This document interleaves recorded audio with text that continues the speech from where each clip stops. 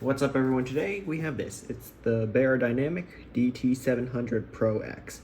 These might sound familiar because they're part of a like 7 something series of headphones. I used to own the 770. This one, well, I'm not exactly sure how it's better, but one way is that it has a detachable cable.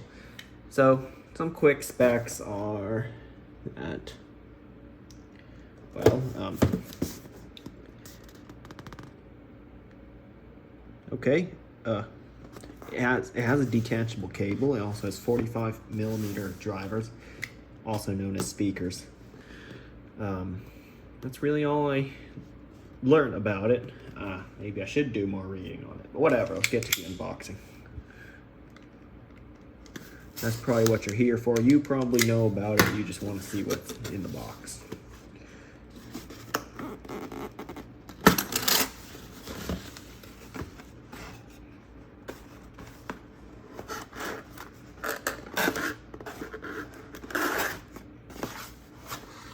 Okay, here are the headphones themselves. They look alright. They've got velour ear pads. They feel alright.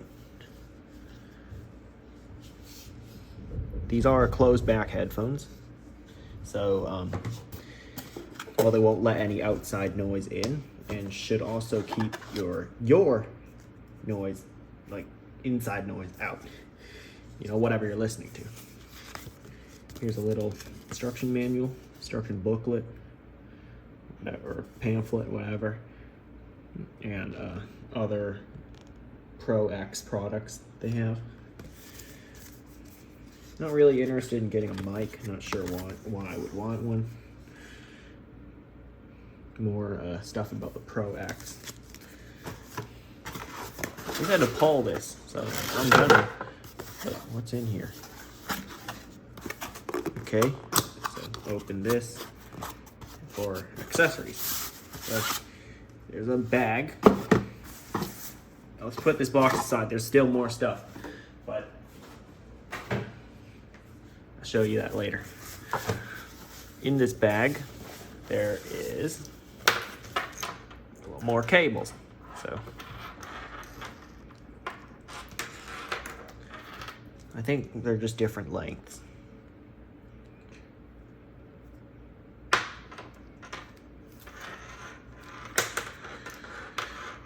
Yeah, one of the big reasons I sold my 770 Pro, whatever, DT 770 Pro, I think that's what it was called, is because it didn't have a detachable cable, and I've kind of started to like my headphones with a detachable cable. Okay, so this cable is just really long, the one that I unwrapped. We'll see about this one.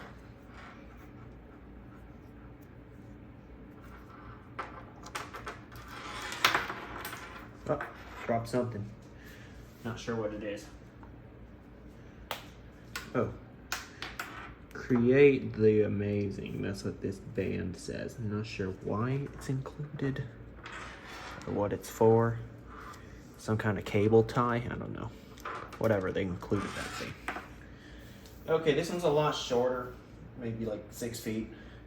The other one must be like 10 feet or something. Let's actually see what it says on the box. It says it should include a 1.8 meter straight cable. That's part of the one I just showed you. 3 meter straight cables. It's actually about 9 point something feet. So, yeah, one's just longer than the other. Pretty much no difference. Okay. Well, looks like a couple stickers. One Beyerdynamic on it, one Pro X on it. And we also get yet another sticker. Those are probably going on my fridge eventually. All right, here's the user manual. Okay. This should actually be pretty helpful. I might want you to pause the video right here to look at it. If there was less glare. It says DT240 Pro. I didn't know that even exists. DT770 Pro, the one I used to own. DT880 Pro, I've heard of them, seen them on reviewers, websites, Amazon before, just never thought of buying it. DT990 Pro, also another popular one. DT700 Pro X, the one I have, gets 4 stars for for different use cases. Okay. DT900 Pro X, the open back version of mine, I think. DT770 Pro. I was gonna get the 177X Go from Drop, but I got it too late. The sale wasn't on anymore, so whatever. And then the 1990 Pro. That's just another variation of that one, the one I said, the 177X Go. Interesting names. Anyway, here's a little quick instruction guide. You can pause the video right here if you want to look at it. Front. Here's the back. What else we got? Be part of our hashtag Beyerdynamic community. Win a professional I Am Pro video and photo shooting. What is that?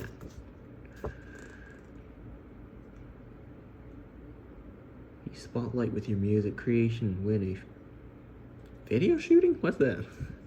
Whatever. Unless it's a product I get to keep, I'm not really interested.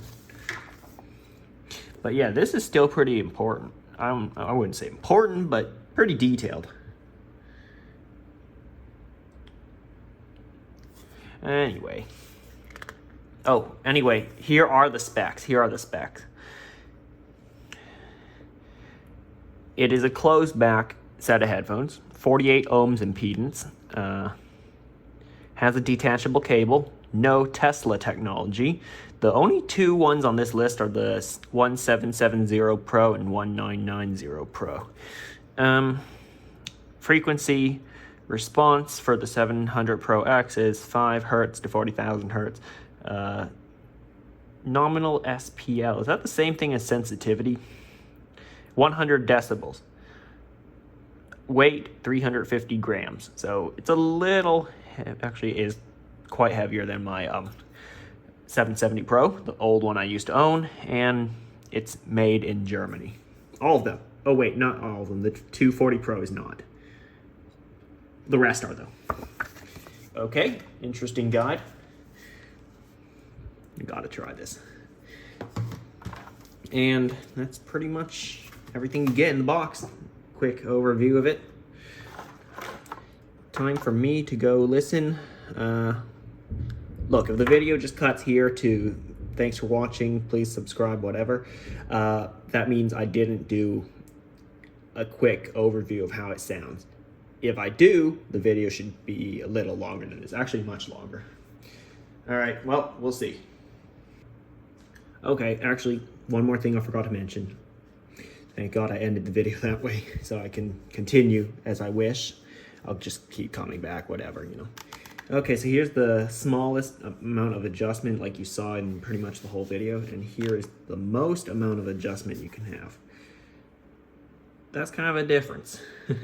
It's to fit many different sizes of people's heads. Anyway, here's another thing. This can be unscrewed, and if you're interested, this is the size of the screw that connects the 1/4-inch adapter to the 3.5mm jack. So yeah, it's a screw-on adapter, unlike some other headphones. For example, my HD6XX has no screw. It's just an adapter that clips onto it, like it just plugs in like regular.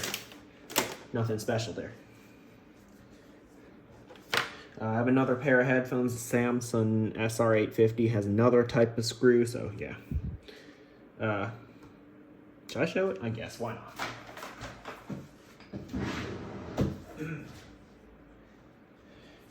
Here it is. I'm gonna unscrew both. One on the Beyerdynamic, one on the Samsung. And you'll see. the bit that screws on are two different sizes, although I suspect you can remove that inner piece on this one and then it just becomes this. Why do I suspect that? They look pretty much identical on the outside. I have a slight suspicion you can just remove, like unscrew this one and it becomes this one. Whatever, not that important. They're pretty cheap to buy, I guess. I've never actually bought a new one, so I'm just assuming that they're kind of cheap. Whatever, that should be the end of the video. We'll see. Okay, so I haven't had much time to use it. These are really nice ear pads, by the way. But I have a very basic first impressions of it. So let's go over things I like first. I like the ear pads, they're very soft. I like the detachable cable. I like the build quality. It's looks a lot better built than my DT770 Pro, which I had last year. Sold it at the beginning of this year. Don't know why I did. Whatever. I like this one better. Is it really a successor to the DT770? I don't know. If you do, comment below. What else do I like?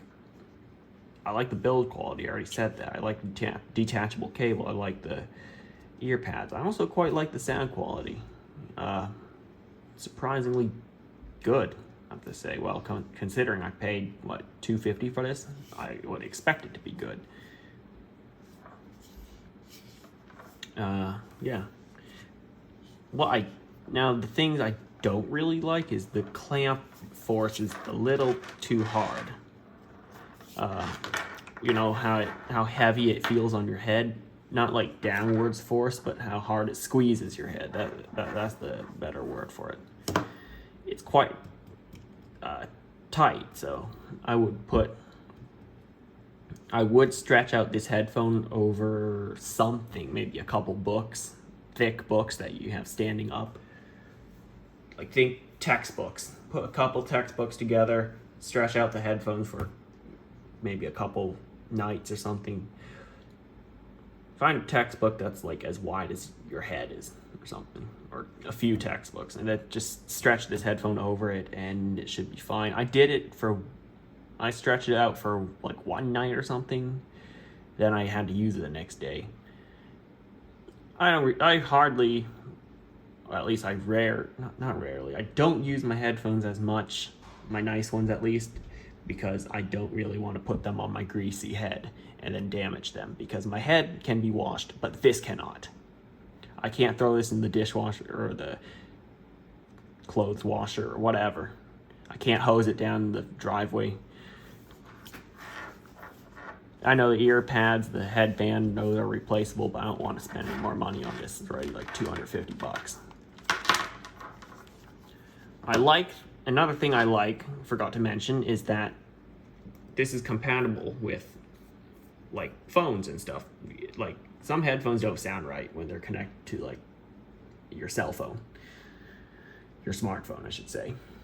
Everyone has one of those nowadays. Yeah, there's just not enough power to drive some of them, but this one seems to do okay with my iPhone 13 Pro Max, of course with the little adapter, at least in my opinion. Some people with better ears than me might be able to point out all of the impurities of the audio. That's the best way I can describe it.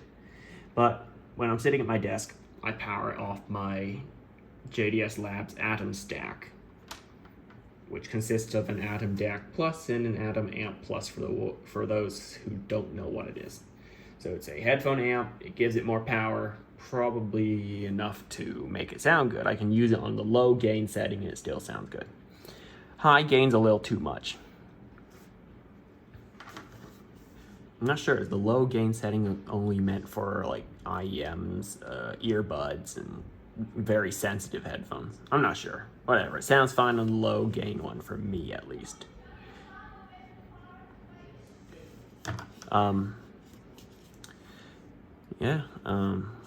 I haven't got much else to say. Oh, right, audio quality. Bass is strong, mids are good for the most part, but treble is a little bit harsh, right?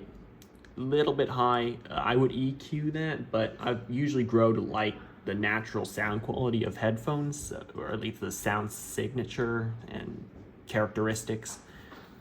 So I don't do that. Although it is a little high on the treble side. So some songs may sound a bit, I wouldn't say ear destroying or painful to listen to, but a little bit harsh in the treble department. Anyway, that's kind of my very short and basic first impressions of this thing. Been using it for like a week at least. Rarely in that week. Maybe a couple hours here and there. So yeah, thanks for watching. Hope it was sort of helpful, and I'll see you next time. Like, comment, and subscribe.